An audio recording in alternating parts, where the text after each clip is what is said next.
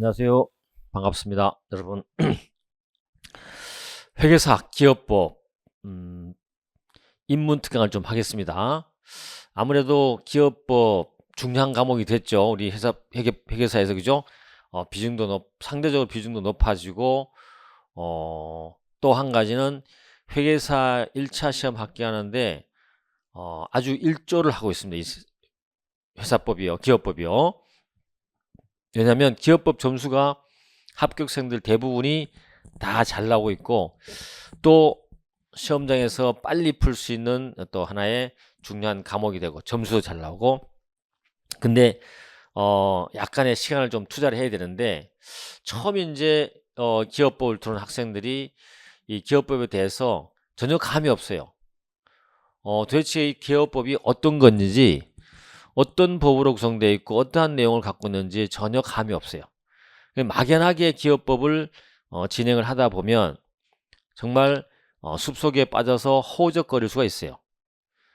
물론 이제 몇 년 하면은 그게 여러분이 정상궤도에 올라오지만, 너무 시간을 지체하게 되면 지쳐버릴 수도 있고, 우리 기업법이 어렵게 느껴질 수도 있기 때문에 빠르게 정확하게 기업법은 정복을 해야 된다.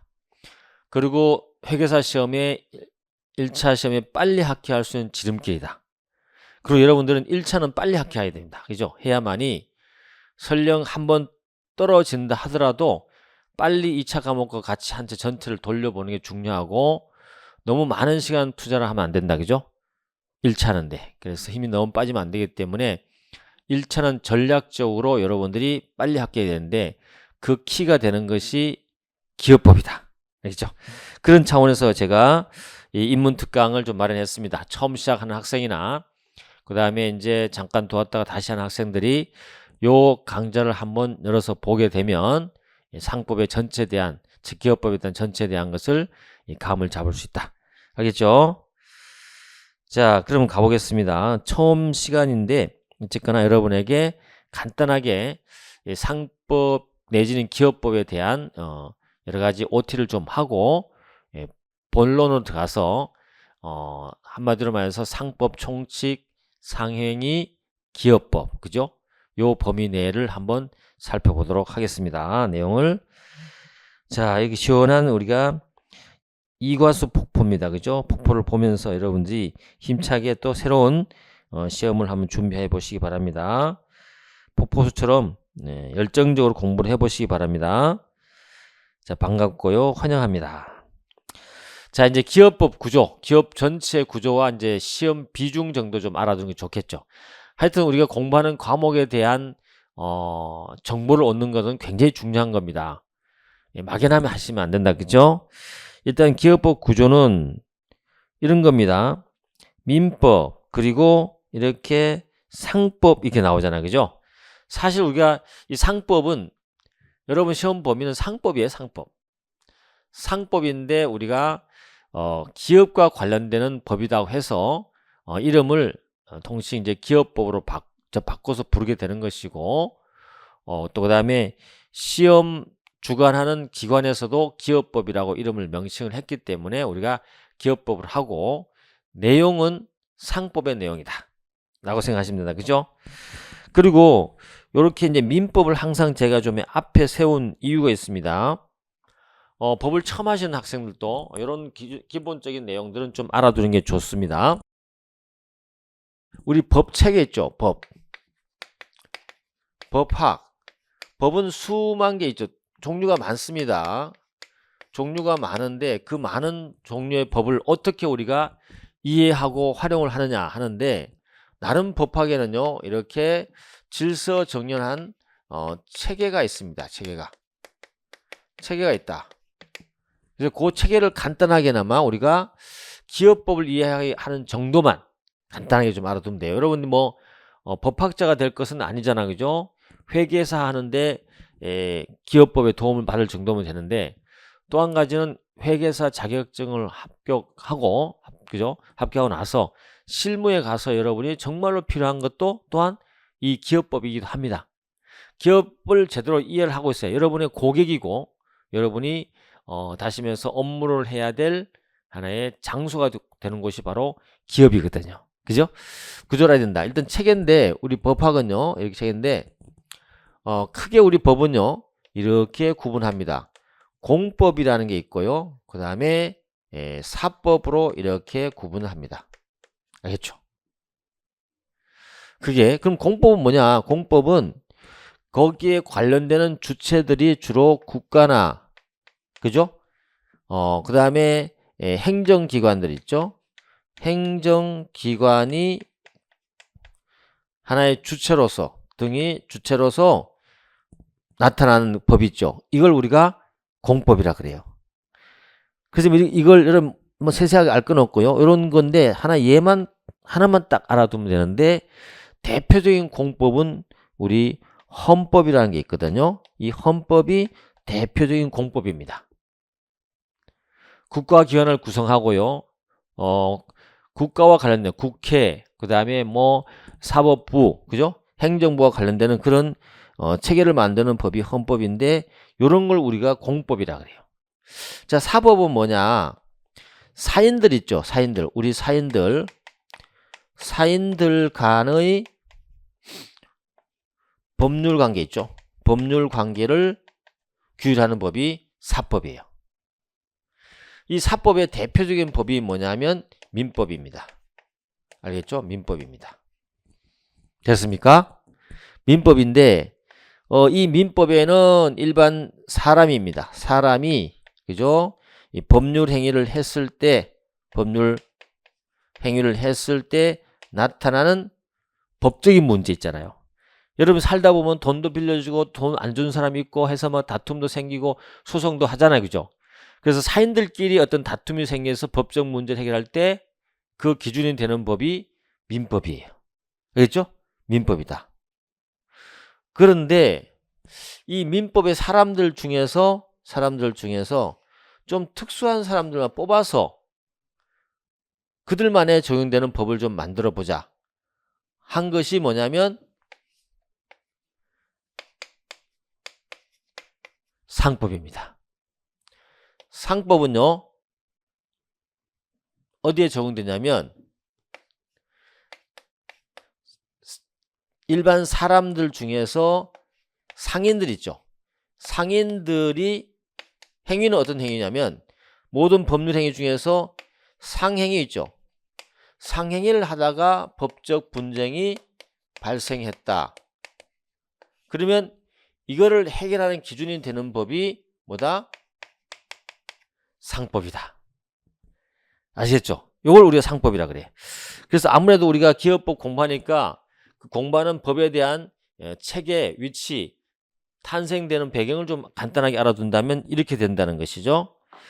그러면 이렇게 기업 다시 법적 분쟁이 되는 건데, 그러니까 여기는 사람들, 여기는 상인들, 많은 사람들 중에 상인들을 딱 뽑아서 많은 법률 행위 중에서 상행위에 대한, 그죠?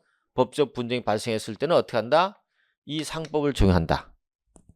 그럴 때 우리가 법체계상 이렇게 상법하고 민법하고 사이의 관계를요, 민법을 우리가 뭐라고 하냐면 민법을 일반법이라 그래. 알겠죠? 일반법이라 그래. 이렇게 특별한 사람들만 뽑아서 만드는 법이라 그래갖고 상법을 우리가 특별법이라 그래. 알겠죠? 이렇게 구조가 되어 있습니다. 그래서 상법은 이런 과정에서 탄생된 거고 법의 위치는 여기 있는 것이다. 그런데 마지막으로 하나만 더 말씀드릴게요. 일반법과 특별법이 있잖아요. 있으면 어떤 법적 문제가 발생하잖아요. 그러면 특별법을 우선적으로 적용합니다. 적용해보고 나니까 거기에 법이 없어. 법조문이 없잖아요. 해결할 기준이 없잖아요. 그럼 어디로 온다? 일반법으로 와서 일반법을 가지고 해결합니다. 이런 관계를 우리가 일반법과 특별법 관계라 그래요. 그러니까 어떻게 돼요? 여러분의 머릿속이나 우리 법학하는 사람들은 항상 머릿속에 상법 그러면 여기서 해결 못하면 민법으로 가야지 라는 일반법 있죠. 이게 머릿속에 딱 들어와 있어야 되는 것이. 그래서 제가 그림을 이렇게 그려놨습니다. 민법 앞에 해놓고 딱 가면서 어떻게 돼요? 이렇게 상법 이렇게 놨죠. 아시겠습니까? 이게 특별법이다. 이게 상법이다. 그죠? 이렇게. 자, 이렇게 해서 민법, 상법의 관계 조감도가 어떻게 나왔는지 아시겠죠? 그렇게 느끼시고. 그 다음에 상법에는 어떤 것들이 규정되어 있나 보니까 이렇게 됐어요. 제1편 총칙, 제2편 상행위, 제3편 회사, 4편 보험, 해상, 항공 이렇게 규정되어 있어요. 양이 엄청나게 많았거든요. 상법이 많아요. 그런데 우리가 범위를 좀 줄여야 되겠죠. 총칙은 상인에 관한 내용들이 규율되어 있고요.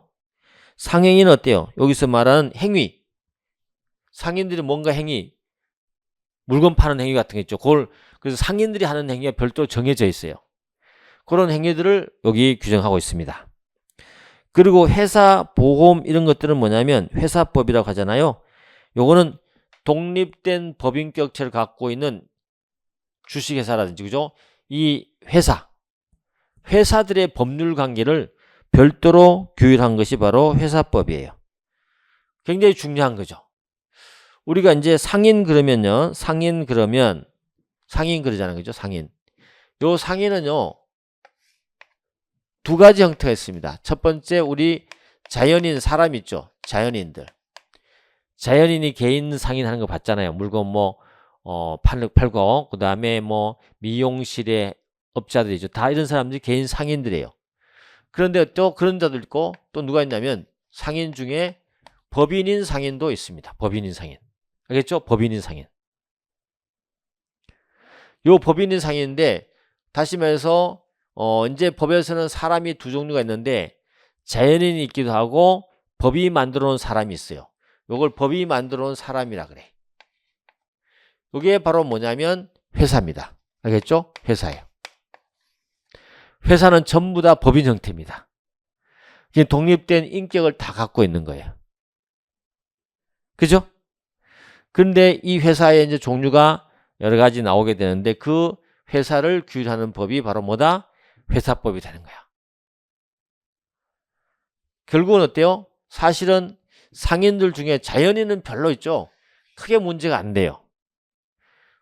회계감독도 여러분, 회계감독의 대상이 어딥니까? 회사입니다. 개인을 회계감독하지 않으면 감사인이 감독하지 않습니다. 알겠죠? 여러분 회계감독 누가 한다? 이 회사를 감독하는 거예요. 법인 형태. 그러니까는 기업들 중에서 자연인 기업은 빼고 법인 기업이 가장 중요한 거죠. 그래서 법인 기업을 모아서 규율하는 법이 바로 회사법이에요. 그게 중요하죠. 이걸 배우게 되는 겁니다. 알겠죠? 되는 것이요. 나머지 보험, 해상, 항공도 전부 다 그 보험이라는 업무를 하는 회사, 그 다음에 해상 업무를 하는 회사, 항공 업무를 하는 회사를 규율하는 법인데 여러분 시험에는 포함되지 않아요. 여러분 시험은 여기까지다. 여기까지. 그죠? 그래서 여러분 시험은 너무 많아지기 때문에 그리고 또 실무적으로 가서도 요 정도만 하면 돼요. 요 정도만. 그래서 이 부분은 여러분의 시험 범위가 아니다. 빠진다. 그래서 전체적으로 얘기를 해놓고 나서 우리가 빼는 걸 해야지 무조건 하게 되면 여러분이 큰 틀을 잘 모르기 때문에 이렇게 알려드린 겁니다. 전체 상법 중에서 제1편, 2편, 3편만 여러분의 시험 범위에 들어있다. 우리는 그래서 그걸 우리가 기업법 완이라 일명한다. 근데 추가적으로 하는 게 있다. 추가적으로 이 기업법 관련되는 것이 있었는데 어음수표법이라는 게 있었어요. 근데 이 어음과 수표법이 있었는데 최근에는 있죠. 실무적으로 전자음이라든지 이런 것도 많이 발생되고 어음의 활용도가 낮아짐으로 해서 또 회계 업무에서 어음 수표의 활용도가 또 다루는 게 좀 작아짐으로 해서 다른 걸 넣자 그래갖고 범위에 또 다른 내용을 넣게 된 겁니다. 그럼 이제 현재 여러분 시험 범위에 들어와 있는 거는 요거와 기업법 완 또는 어때요? 여기 어음수표법 대신에 작년에 개정되고 올해 지금 시험에 봤죠?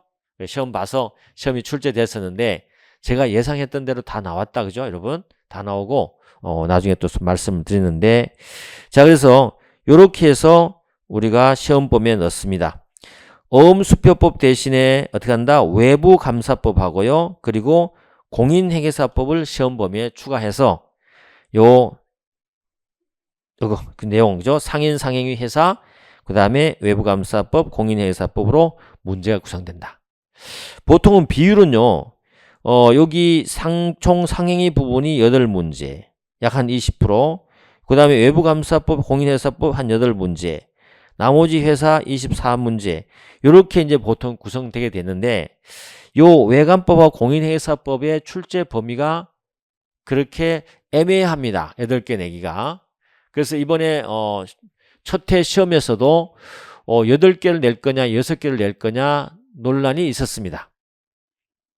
근데 이제 출제위원들 들어와서 이제 뭐 실무자들이야 뭐 8개를 내자고 했는데 출제위원들이 들어와서 비중을 보고 검토를 해달라 하는데 결론적으로 6문제가 나왔습니다. 알겠죠? 6문제. 그럼 앞으로도 어떻게 된다? 6문제로 굳어질 가능성이 크다. 그래서 여러분들은 뭐 많아야 6문제, 8문제인데 아마 비중이라든지 중요도를 볼 때 6문제로 굳어질 가능성이 크다. 그래서 여러분들은 6문제 내지 8문제를 준비한다 생각하시면 된다. 그리고요, 이 외부감사법과 공인회계사법 중에는 외부감사법이 훨씬 더 약간 까다롭고 어렵고 양도 많아요. 그래서 어떻게 한다? 외부감사법이 4문제, 공인회계사법이 2문제 정도. 나머지 남는 2문제는 어디로 오느냐? 주식회사로 와서 추가된다. 그래서 주식회사법이 하시면 주식회사 아니고 회사법이 26문제가 된다. 비중이 높아진다. 그죠? 그렇게 여러분이 중요도를 파악하시면 될 것 같아요. 됐죠? 여러분이 공부하고자 하는 이제 시험 범위는 기업법 1, 기업법 2가 이제 정리가 됐다. 비중도 제가 딱 정리를 해줬다. 그죠? 이제 감이 오시죠? 자, 이제 구체적으로 가보겠습니다. 공부의 방법론 간단하게 말씀드리자면 일단 기업법의 특징을 보면요. 기업법은 제도법이에요. 뭐 제도법이란 말은 한마디로 말하면 실무법이란 뜻이지. 그래서 실무법. 실무에서 일어나는 내용들을 어때요? 규제하기 위해서 법으로 딱 정립해 놓은 것들을 우리가 실무법 내지는 제도법이라 그래요. 그럼 공부하려면 어떻게 하면 돼? 어떤 다른 부분을 많이 연결하는 것도 떠나가지고 어때요? 개별 필요한 제도들을 모아놓는 법이니까 개별 제도를 이해하면 되겠지. 개별 제도가 무슨 의미인지를 이해하면 되겠죠. 그렇죠? 그렇기 때문에 우리 기업법을 정복하려면 개별 제도를 하나하나 이해하는데 그냥 이해하면 잘 안 돼요. 실무에 실제 일어나는 어떤 기업에 대한 제도의 그죠 운영되는 모습을 보고 그걸 여러분 제가 설명을 해주면 그걸 이해를 하고 그 용어가 이런 의미야라는 것을 가슴에 와닿으면 되는 거예요. 알겠죠? 그래서 제도법이랑 알아두시고 그 다음에 이 기업법의 특징은 조문도 많지만 조문의 의미를 파악하는 게 중요한데 그 내용을 제도로 판단하면 된다. 그죠? 그리고 실무적인 현실적 법이다. 근데 처음에 좀 접근할 때 여러분이 약간 어려운 듯 합니다. 왜냐하면 새로운 용어를 접하니까. 근데 사실은 실제 여러분 실무에 가서 다 사용되는 용어들이야. 그렇기 때문에 지금 어때요? 무조건 배워놔야 되지. 우리가 영어를 정복하려면 영어 단어 외워야 되잖아. 그죠? 뜻을 알아야 되잖아. 마찬가지로 우리 기업법에 기업법 나름의 그죠? 언어가 있어요. 기업법에만 독특하게 쓰이는 용어가 있거든요. 그 용어를 하나씩 이해해 나가는 것이 곧 기업법의 정복이다. 이해했습니까? 예, 그래서 어려운 것이 아니고 새로운 용어 들었기 때문에 어렵게 느껴지는데 그걸 외면하고 포기하면 회계사는 절대로 합격할 수 없다. 알겠죠? 그 새로운 걸 배우니까 당연히 처음에는 어렵겠죠. 익숙해지면 여러분 것이 되는 것이다. 그리고 또 한 가지 이거는 공부한 만큼 점수가 나오는 아주 정직한 과목이다. 다른 개념하고 좀 다른 과목하고 좀 다르게요. 투자를 하면 이 기업법은 한번 잘 다져서 배워놓잖아요. 그러면 자전거 배운 거와 똑같아. 잘 잊어먹지 않고 그죠? 다른 과목에 좀 시간을 투자할 수 있는 여유가 생긴다. 특히 시험장에 가서도 마찬가지예요. 제가 계속 가르쳐 왔던 우리 여기 이제 제자들 보면요. 합격할 때 이번에도 시험장에 갔다 와서 말했는데 자기는요 24분 정도 23분 정도 기업법을 다 풀었대요. 다 풀고 남는 시간은 어때요? 다른 과목에 투자를 했다는 거죠. 다른 과목도 점수가 더 잘 나오는 거지. 중요한 건 여러분이 이 정도야. 합격하는 학생들은 제 시간 내에 다 푸는 게 아니고 시간을 확 줄인다는 거죠. 그만큼 이게 단순하고요. 나올 만한 것만 나옵니다. 그죠? 확 줄이고 다른 과목, 같이 보는 다른 과목에 시간을 투자해서 더 점수를 올려야 됩니다. 이게 전략이야. 빨리 푸는 게 전략이고 또 점수는 잘 나와야 되겠지. 조금 전에 말했던 그 사례의 학생은요. 거의 2개만 틀렸어요. 2개만. 2개만 틀렸다. 2개도 실수로 틀렸다는 거죠. 요 정도는 돼야 된다. 그죠? 그래서 여러분이 그런 감을 갖고 공부를 하시기 바랍니다.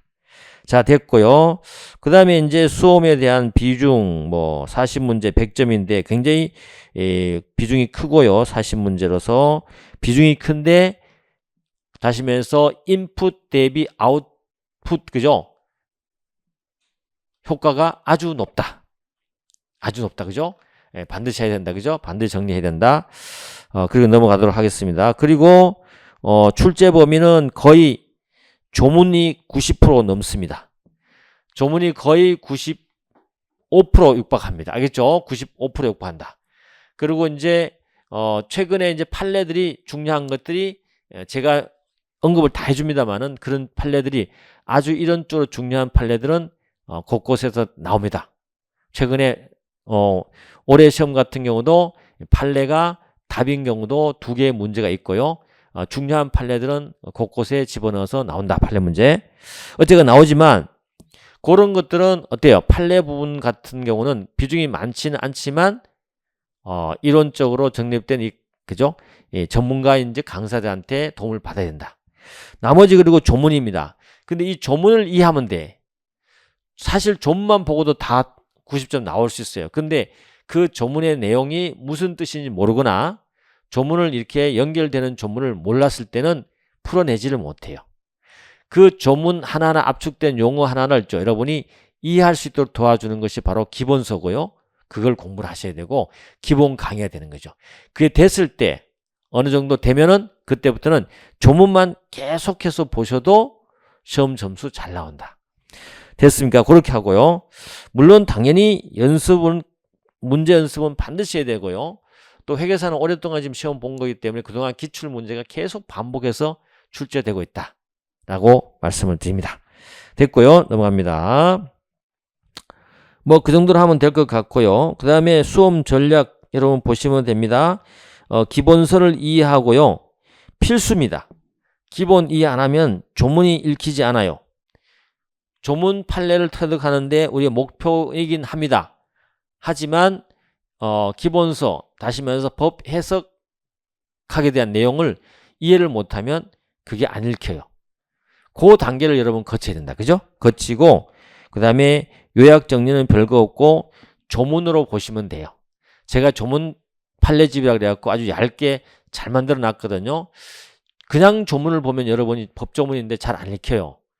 준용 규정도 있고 막 숫자가 많이 들어있기 때문에 찾아보기도 힘들고 그래요. 근데 그걸 전부 다 제가 준용 규정은 다 한글로 다 표시해서 내용을 집어넣어 놨기 때문에 조문이 술술 읽히고 그 조문이 언제 몇 번 출제되는지까지 다 표시를 해놨기 때문에 중요도를 파악할 수 있습니다.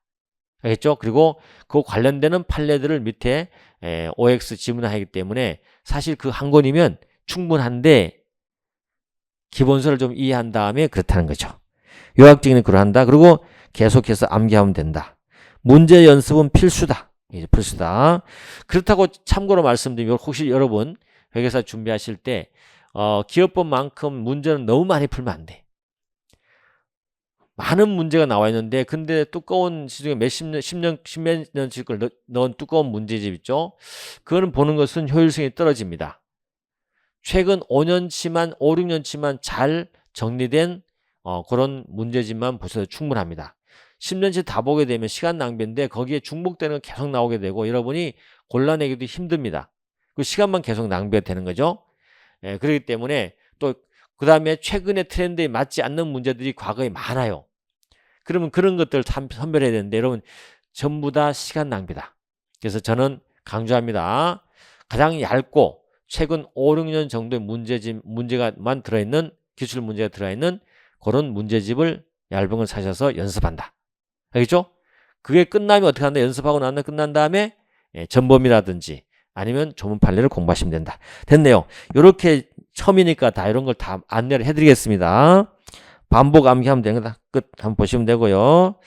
자, 그 다음에 넘어가셔가지고 혹시 처음으로 공부하시는 분들이 있죠? 참고로 팁으로 안내드립니다. 기업법을 처음 공부한 학생들 예습하고 온다. 그거는 안 됩니다. 예습하면 큰일 납니다. 여러분 모르는데 법을 처음 여러분이 혼자 읽기 시작한다? 몰라면 법학과나 나오거나 그런 상황이면 모르겠지만 그렇지 않다면 그죠? 그렇지 않다면 여러분들이 그럴 필요가 없습니다. 알겠죠? 그럴 필요가 없다. 왜냐하면 어렵습니다. 처음 할 때 용어가 어렵기 때문에 예습은 하지 않습니다. 와서 강의 듣고 복습하는 거예요. 복습. 설명 듣고 알겠죠? 복습한다. 그런 과정을 몇 번 거친 다음에 혼자 스스로 예습할 수도 있는 상황이 올 때까지는 해야 된다. 그리고 처음 할 때는 동영상이든 강의든 반복해서 한두 번 들어야 됩니다. 기본서 강의도 여러분이 혹시라도 시간이 된다면 처음 할 때 한두 번 듣는 게 좋습니다. 복습할 때도 강의 들으면서 복습하는 게 더 빨라요. 양도 많이 터득할 수 있고요. 그런 식으로 여러분이 조금 많이 확보를 한 다음에 이렇게 예습해 나가면 좋다. 됐습니까? 그런 걸 여러분이 좀 잠시 말씀을 드렸고, 그 다음에 이제 기본 우리 학원들의 그 커리큘럼들 보면 거의 비슷합니다. 기본 강의를 하고요. 그리고 집중 강의를 하고 그 다음에 문제 강의 모의고사를 진행되는데 이 집중 강의 파트는 이제 선별적으로 하게 됩니다만은 기본 강의는 저는 기본 강의는 기본서를 이해를 시켜주고요. 물론 조문 판례를 함께 같이 해줍니다. 왜? 계속 반복해야 되니까 같이 해주고 그 다음에 집중 강의 가서 어때요? 출제 가능한 제도를 압축하면서 기업법 조문 판례를 또 집중적으로 강의를 해줍니다. 왜? 반복이니까. 그리고 문제 연습, 객관식 문제 연습인데 최근 5, 6년치를 제가 아주 선별해서 정확한 답을 달고 흐름을 제가 설명하게 됩니다. 그걸 연습하면 돼요. 그리고 여러분들이 전범위 모의고사 나오는 건데 이 전범위 모의고사는 반드시 필수로 풀어보셔야 된다. 점수가 잘 나오든 못 나오든 상관없어요. 최종적으로 시험장에 가서는 전체를 푸는 게 우리 목적이잖아. 계속 지엽적으로 보는 것은 마지막에선 도움이 안 돼요. 전체적으로 어디서 나올 줄도 모르기 때문에 전체를 풀어낸 시각이 굉장히 중요해요. 그래서 전범위는 여러분들이 잘 나오든 못 나오든 풀고 틀린 부분을 확인하고 이런 과정 거치면서 머릿속에 전체 기업법 전체에 대한 흐름이 흐를 수 있도록 마지막에 갈수록 공부를 해야 된다. 됐습니까? 그리고 이제 제가 마지막 최종 정리 하루 해줍니다. 해주면 그때 다시 한번 하루 만에 기업법을 전체를 한번 훑어보고 거기서 나온다는 개념보다도 여러분 혼자서는 잘 안 되죠. 그래서 전체를 한번 짚어주면 되는 거다. 이런 순서로 진행한다는 거 알아두시고 그렇게 이렇게 흘러가는 흐름 공부에 대해 전체 장학을 제가 설명드린 겁니다. 그렇게 해야 됩니다. 왜냐하면 안 그러면 우왕좌왕하게 되고요. 어떻게 해야 될지 몰라서 문제되는데 이러한 시스템으로 간다는 거 알아두시고 기본 강의 중요 내용은 여러분들 당연하겠지만 이렇게 기본 제도를 설명하고 또 한 가지는 강의는요. 저는 시험과 관련되지 않는 거는 다 뺍니다. 오직 시험에 나오는 부분에 대해서만 집중적으로 강의를 합니다. 왜냐하면 수험생들은 시간이 많지가 않아요. 다른 것도 해야 되기 때문에 최소 투자하고 최대 효과를 내야 돼. 그런 차원에서 이제 하는데 참고로 말씀드리면 첫 강의는요. 기본 강의는 기본서를 강독해 줍니다. 내용을 다 같이 읽어 나가면서 중요한 것을 이제 설명해 주는 거죠. 중요한 거 설명해 주고 강조를 해주는 걸로 해서 가도록 한다. 그죠? 뭐 그런 게 알아두면 됩니다. 거기에 추가로 어떻게 한다 그랬죠? 조문 판례. 우리의 목표는 조문을 봐야 되고 기출된 게 뭐가 기출되는지를 봐야 되기 때문에 OX 지문으로 되거나 그런 내용들 조문을 같이 봐가면서 같이 해설해 줍니다. 그래서 한 번에 여러분이 원포인트로 이런 것들이 해결되도록 합니다. 그리고 또 이런 출제했던 내용을 봐야만이 출제 경향도 파악할 수 있고 여러분이 이정표를 잡을 수 있다. 됐죠? 넘어갑니다. 그 다음에 교재는 뭐 간단하게 제가 기업법 1하고 2로 이렇게 나눠서 교재를 썼으니까 여러분들이 한번 살펴보시고 도움이 되면 보시면 됩니다. 굉장히 얇게 아주 심플하게 잘 해놨습니다. 그렇게 보시면 된다. 도움되게. 자, 그 다음에 뭐 여기 이제 교재 특징들은 제가 별도로 좀 적어놨으니까 이 OT 자료가 함께 들어가니까 여러분이 자료 다운받아서 한번 보시면 돼요.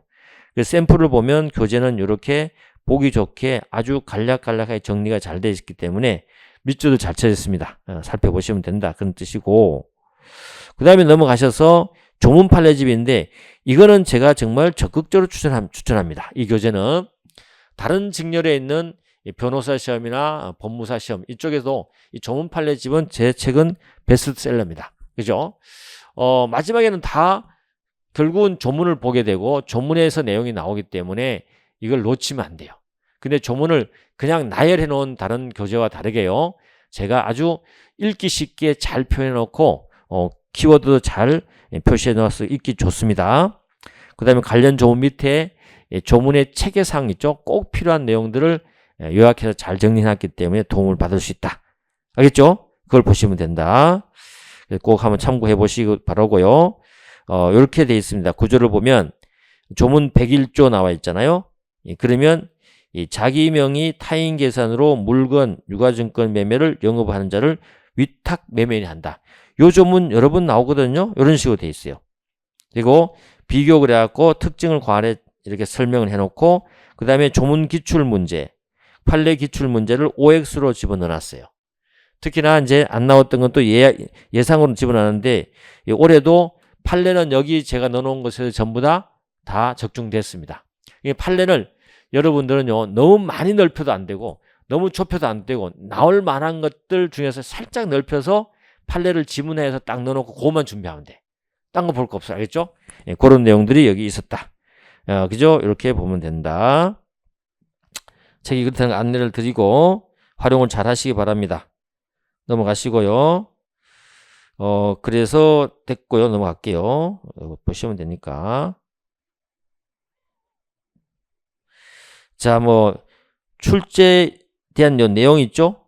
횟수도 여기 옆에 다 표시되어 있기 때문에 여러분이 중요도를 파악할 수 있다 말씀을 드리고 자 넘어가서 그 다음에 이제 여러분하고 마지막이 되겠습니다. 이제 오리엔테이션 마지막으로 아무래도 회계사 시험이 1년 만에 합격을 못해요. 여러분 굉장히 또 회계사 시험은 또 나름대로 굉장히 중요한 시험이죠. 중요한 시험이고 합격을 했을 때 여러분 실무에 갔을 때 대접도 받고 국가 공인 시험이잖아요. 그죠? 그렇기 때문에 그냥 대충 뭐 우리가 게임에서 따는 그런 아이템이 아니에요. 게임에 따는 그런 아이템이 아니고 공부를 좀 해야 되는 과목이다. 그죠? 그러다 보니까 몇 년이 걸리는데 그 기간 동안에 사실은 힘든 거는 뭐죠? 혼자 할 때 외로움과 어떤 불안감 때문에 굉장히 힘듭니다. 그럴 때 여러분들이 누군가 함께 하면 좋습니다. 그래서 우리는 회계사 기업법 단톡방이 있는데 이 단톡방에 여러분이 오시길 권합니다.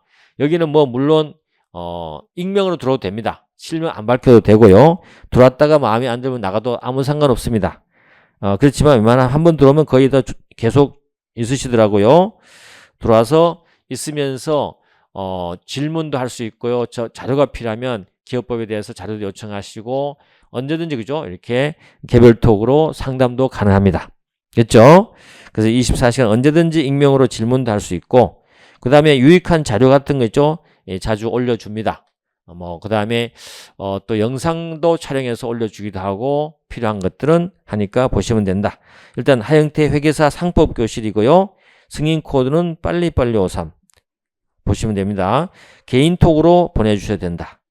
그리고 참고로 유튜브 행태 상법 경제법 교실이라는 유튜브 채널이 운영되고 있거든요. 예, 거기에서 일단 구독을 해 놓으시면 우리 회계사 기업법 관련되는 영상이 올라가게 되면 아마 안내가 갈 겁니다. 그죠? 그렇게 하시면 될 것 같아요. 자, 이렇게 해서 합격할 때까지 기업법만큼은 저와 함께 소통하시면서 계속 하시면 돼. 알겠죠? 뭐 제 강의를 안 들어도 상관없습니다. 안 들어도 상관없고 안 듣는 학생도 많이 들어와 있으니까 저랑 소통하면서 여러분 합격에 도움을 받으시면 될 것 같다. 됐죠? 네, 그런 것들이다. 됐고 넘어가겠습니다. 자, 어쨌거나 여러분들 입문하실 거니까 회계사 시험 입문하시면 좋습니다. 예, 그리고 합격하면 평생 있죠. 여러분은 좋은 환경 속에서 또 좋은 어떤 뭐랄까요? 이익을 얻나요? 얻으면서 또는 어때요? 여러분들이 하고자 하는 어떤 그런 일들을 할 수 있기 때문에 합격하면 여러 가지 메리트가 많다. 그래서 한번 도전해 볼 만합니다. 회계사 시험은 한번 도전해 볼 만합니다. 그죠? 네, 그래서 하도록 하고요. 여러분 커피 한 잔 마시면서 이제 우리 또 문제 본론으로 들어가서 이제는 구체적으로 어떻게 한다. 앞쪽에는 시험 방법이라든지 그 다음에 주변 언저리를 좀 이렇게 아웃라인 잡아봤고요. 이제는 구체적으로 기업법에 대한 개관을 쭉 한번 해보겠습니다. 기업법 안에 도대체 뭐가 들어있는가를 한번 우리가 제가 쭉 쉽게 한번 설명해 볼게요. 자, 커피는 여러분들이 자유롭게 한 잔씩 드시면서 시작하도록 하겠습니다. 자, 넘어갑니다. 제1편 총칙인데 총칙을 한번 가볼까요? 총칙 가지만 우리가 기업법에 대한 구조, 목차를 다시 한번 볼까요? 요거는 계속해서 머리에 넣어두셔야 된다. 알겠죠? 처음 할 때는 이것도 잘 안 들어와요. 자, 기업법 안은 상법 총칙, 상행위, 그 다음에 뭐다? 회사법이다. 그 다음에 특별법으로 외부감사법과 공인회계사법이 여러분의 시험범위다. 비중은 어쩌고 저쩌고. 알겠죠? 이렇게 해서 됩니다. 자, 넘어갑니다. 자, 첫 번째 상법 총칙인데 상법 총칙에 대한 개관을 한번 해보겠습니다. 상법 총칙은요, 어떤 것들이 들어와 있냐면 어차피 이게 상법이니까 주체가 누구라 했죠? 상인 그랬잖아요. 행위는 상행이잖아요. 그죠? 요게 뭔가를 알아야 될 거 아니야. 알겠죠? 그 상법 총칙에는 이 상인들, 우리 그리고 여러분들 이 상인을요, 보통 또 다른데 넓게 있죠. 똑같은 말은 아니지만 기업이란 말을 쓰잖아요. 이 기업이 곧 상인이에요. 폭넓게 씁니다. 기업이란 굉장히 폭넓게 써요. 그래서 기업법을 하는 겁니다.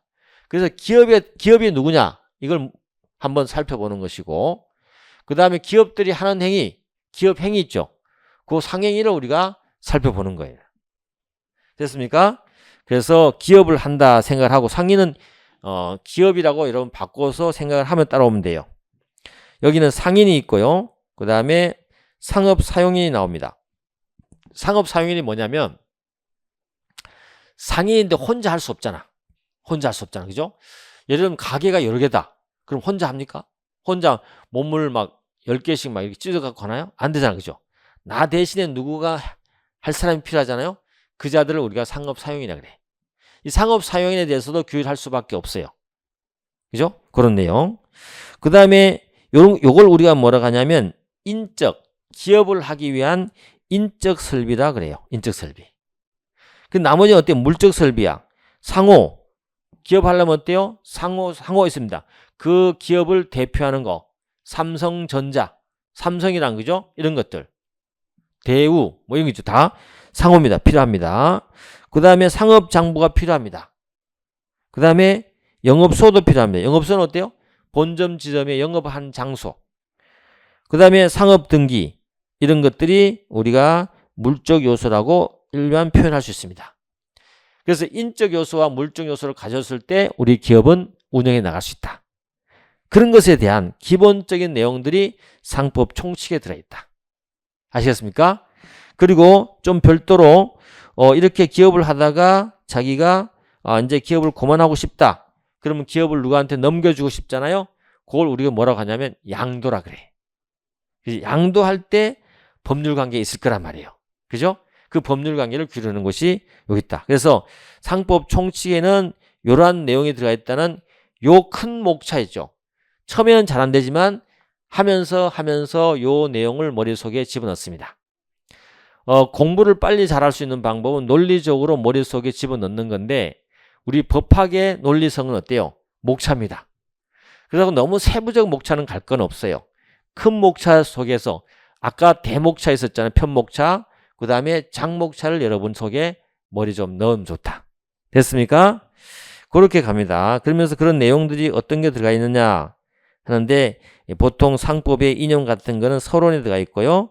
그 다음에 상인의 종류, 상인은 언제 자격을 취득하고 상실할 건지 이런 것들이 배우게 됩니다. 그 다음에 상업 사용인은요, 영업주, 기업을 대신해서 하는 자들인데 주로 지배인이라고 이름 붙이고요.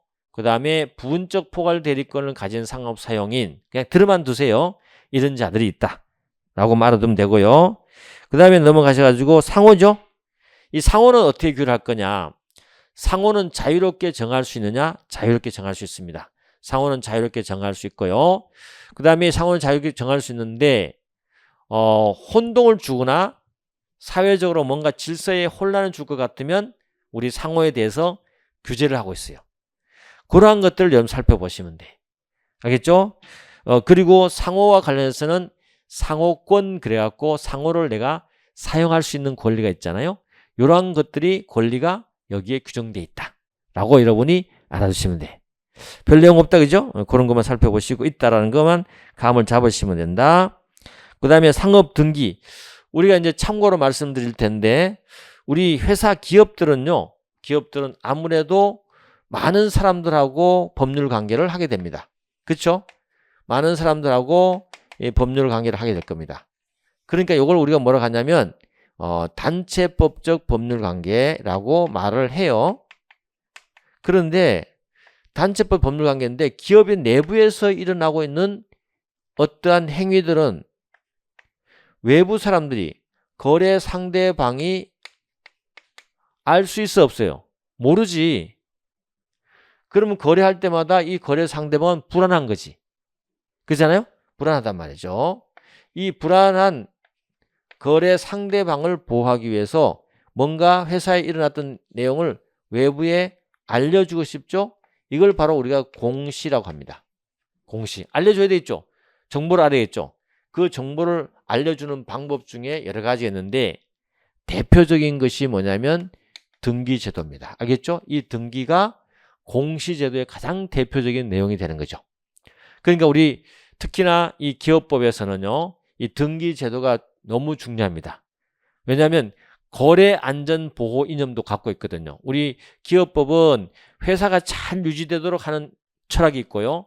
두 번째 철학이 뭐냐면 거래 상대방을 보호해서 거래가 신속하고 안전하게 잘 이루어질 수 있도록 하는 것이 바로 우리 기업법의 철학이기도 합니다.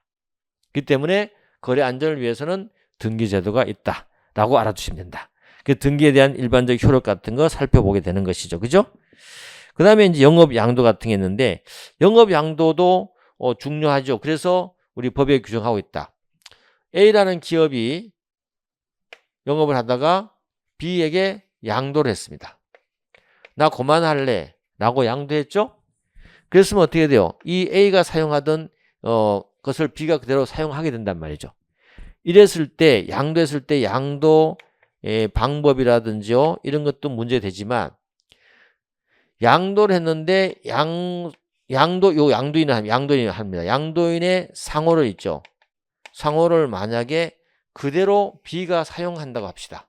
동일하게 사용한다 합시다. 그러면 외부에 A와 거래했던 어떤 갑이라는 사람이 있는데 만약에 채권자를 할까요? 채권, 돈 받을 자. 근데 어느 날 가봤더니 상호는 똑같고 다른 사람이 앉아있다는 거죠. 근데 영업이 양도했는데 자기의 채무를 인수했는지 몰라. 그럴 때 어때요? 얘한테 책임을 물을 수 있는 거. 이런 제도를 두고 있어요. 여기 어렵게 말해서 상호 소경 양수인의 책임을 그래갖고 그런 제도를 두고 있어요. 어쨌거나 또 한 가지 문제는 양도를 하고 난 다음에 A가 있죠. 또 동일한 영업을 계속 해버린다. 이걸 우리가 뭐죠? 경업한다 그러죠. 자기가 하던 영업을 넘겨주고 그 앞에서 다시 또 자기가 영업을 한다? 그럼 양수 받은 사람은 영업에 방해를 받겠죠. 그래서 양도 제도에 대해서 문제점이 있기 때문에 경업을 금지하는 제도를 두고 있다. 뭐 이런 내용들이 여기 영업 양도에서 나오게 돼요. 한번 같이 따져보면 좀 재밌습니다. 자, 됐습니다. 이렇게 해서 우리가 상법 총칙의 내용이 있는 것이죠. 그럼 우리가 한 개 짚어본다면 상업 사용인은 어떤 건지 개관만 한번 해볼까요? 상업 사용인은 이런 자를 말해요. 특정한 상인에 종속되어 있습니다. 그죠? 종속되어 있으면서 경영상 노무에 종사하는 대리하는 자연인을 말하는 거죠. 알겠죠? 자연인을 말한다. 그래서 상인에 종속되어 있으면서 상인 대신에 뭔가를 해주는 자들을 말하죠. 대표적으로 지배인. 지배인의 대표적인 예를 하나 드릴까요? 이런 겁니다. 국민은행 강남지점. 그러면 어때요? 국민은행이 기업이지. 상인이야. 상인인데 국민은행이 계속 뭐 강남이라든지 어디 뭐 다 갈 수는 없잖아요. 그죠? 국민은행. 그죠? 그 지점을 둔 거죠. 그 지점에 누가 와 있습니까? 누군가가 대리인이 와 있죠. 그 자가 우리가 지점장이라 하잖아요. 그죠? 그 지점장이 우리 상법에 법률적으로 이름을 붙여보면 그게 바로 뭐다? 상업사용인이고 구체적인 이름은 지배인이라 한다. 알겠죠? 지배인. 그래서 은행 지점의 지점장이 대표적인 지배인, 상업사용인 중에 하나다. 그래서 상인에 종속돼서 월급 받고 있잖아. 그죠? 그걸 말한다. 자, 근데 이런 상업사용인 종류는 우리가 세 가지로 나눠줄 수 있습니다. 근데 이 세 가지는 어떤 기준으로 나눠지냐면 대리권의 범위를 갖고 합니다. 그래서 지배인 지점장 있잖아요. 지점장하고 부분적 포괄 대리권을 가진 상업사용인하고 물건 판매 점포 사용이 나눠지는데 여기에 이 세 개의 상업사용의 구분 기준은 뭐냐면 대리권의 범위를 가지고 하는 거야. 알겠죠? 지배인이 제일 대리권이 많아. 그 다음에 부분적으로 대리권을 가진 자를 우리가 부포상이라 한다. 주로 이제 팀장, 격리부장이죠. 그 다음에 물건 판매 점포 사용은 물건 판매하는 장소에서 상인을 대신해 주는 자, 물건 판매하는 점원들 있죠? 이런 자들을 말한다. 라고 여러분이 알아주시면 돼요. 별거 아니죠. 그래서 처음 입문할 때 여러분 있죠? 이렇게 기업법에 대한 전체적인 포괄적인 개관을 아는 게 굉장히 중요하다. 그런데 하나 좀 시스템적으로 알아둔다면 상인을 도와주는 자가 있잖아요. 사실 이 상업사용인은 상인을 도와주는 자잖아요. 도와주는데 그 상인에 종속돼서 도와주잖아요. 그죠? 그런데 상법상 제도에 가보면 독립되게 상인을 도와주는 자가 있어요. 독립해서. 다시 말해서 상인으로서 다른 상인을 도와주는 자도 있어요. 이것도 우리가 보조 상인이라고 합니다. 그거는 이제 뒤에 상법 뒤에 상행에 가면 나와요. 예를 들면 이런 거예요. 다 배우게 되겠지만 여러분 대리상, 중개인, 위탁매매인, 준위탁매매인, 운송주선업자들인데 이들은요 상인의 자격을 취득하고 상인으로서 다른 상인을 도와주는 역할을 하는 거죠. 대리상은 다른 상인의 물건을 팔아주는 역할. 알겠죠? 중개상은 어때요?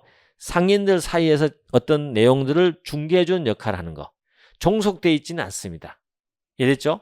그래서 여러분들은 상인을 보조하는 자들 해서 요 틀을 알아두는 게 좋습니다. 됐습니까? 그렇게 알고 우리 또 넘어가도록 하겠습니다. 자, 상인들 중에서 다시 보조자 중에서는요. 또 하나 중요한 제도가 나오는데 지배인이 가장 중요하다고 그랬죠? 지배인은 구체적으로 배우면 되는 것이고 이제 표현 지배인이라는 게 나와요. 이 표현 지배인은 어떤 거냐면 표현 지배인 우리가 아까도 말했듯이 우리 기업은 외관 법리가 중요하다고 그랬죠? 외관, 거래 안전이 중요하다고 그랬죠? 그래서 거래 안전을 보호하는 제도들을 곳곳에 두고 있습니다. 알겠죠? 곳곳에 두고 있다. 그 대표적인 예가 표현 지배인이라는 제도예요. 지배인은 지배인인데 표현 지배인이다. 어떤 거냐? 이런 거요.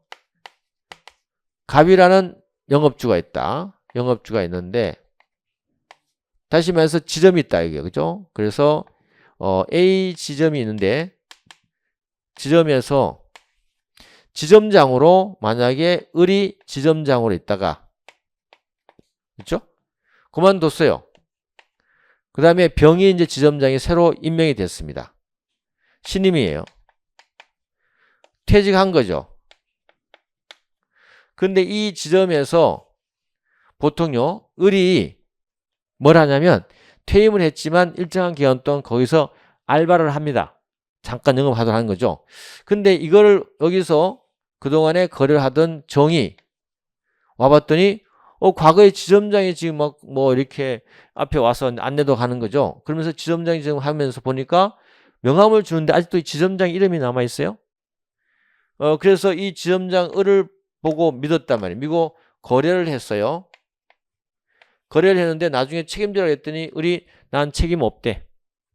나는 원래 그만뒀고 신임이 있다는 거죠. 이랬을 때 정은 어때요? 책임을 물을 수 있나요? 이럴 때 정이 어떻게 한다? 영업주에게 대해서 책임을 물을 수 있냐가 표현 지변이에요. 다시 말해서 을이 지변이 아닌데, 지점장이 아닌데 지점장인 것처럼 행동하고 있었는데 갑이 어때요? 가만 놔뒀잖아요. 그죠? 가만 놔뒀기 때문에 영업주는 어때요? 묵인한 책임이 있는 거야. 표현을 해준 거지. 얘가 지점장이라는 걸 표현을 해준 거지. 그러니까 그걸 정이 믿은 거지. 이랬을 때는 어때요? 지점장은 아니지만 지점장인 것처럼 의제해서 다시 지점장인 것을 간주한다는 거죠. 지점장으로 간주해서 누가 책임진다? 갑이 책임지게 해주는 제도가 바로 표현 지배인 제도야. 겉으로 드러난 표현이죠. 겉으로 드러난 걸 믿은 자를 보호해주는 제도가 표현 지배인 제도야. 그 대신 어떻게 한다? 요건이 갖춰졌어야 돼요. 첫 번째가 갑이 어때요? 이렇게 지점장 안에서 좀 활동할 수 있도록 허락했어야 돼요. 이 허락은 묵시적으로도 가능해요. 알겠죠? 그냥 명함 파고 막 움직이는 거 보고 가만 놔뒀다는 거죠. 두 번째는 어때요? 영업 범인의 행위를 했어야 된다. 알겠죠? 세 번째는 영업 장소에서 해야 된다. 영업 장에서 해야 된다. 그죠? 여기서 해야 된다. 바깥에서 한 건 책임 못 져요. 그 다음에 네 번째 요건이 뭐냐면 이 정이죠. 이 제3자를 보호하는 거기 때문에 제3자를 보호하려면 제3자는 선이어야 됩니다. 알겠죠? 제3자는 선이어야 된다. 선이라는 거 여러분 처음 하시는 잘 모르잖아요. 처음 모르는데 우리 법에서 선이라는 말은요. 이거는 모른다는 뜻입니다. 그 법률 관계를 모른다는 뜻이에요. 법에서 악이라는 말을 쓰잖아요. 이 악의는요. 막 악하고 어떤 그런 나쁜 개념이 아니고 이 법률 사실관계를 어떻게 한다? 알고 있다는 뜻입니다. 알겠죠? 알고 있다는 뜻이죠. 그래서 선이라는 말은 무슨 말이에요? 정이 얘가 그만두고 얘로 바뀌었다는 것을 몰랐다는 거죠. 그죠? 그럴 때는 누가 책임져? 이런 요건 갖춰지잖아요. 이럴 때는 갑이 책임지는 거 우리가 표현 책임을 한다. 다시 말해서 여긴 지금 지점에 있기 때문에 지배인을 역할을 한 거잖아요. 그죠? 그래서 이름을 붙여서 표현 지배인이라고 한다. 뭐 이런 제도가 있다는 거 알아두세요. 알겠죠? 그래서 지배인 개념 이런 것도 한번 나중에 배우게 될 거다라고 하면 되겠습니다. 넘어갈게요. 이렇게 그림을 여러분이 한번 보시면 됩니다. 됐다. 자, 그러면 우리가 조금 쉬었다가 명의대여자라는 그런 개념도 한번 개관 한번 해보도록 하겠습니다. 잠깐 쉬겠습니다.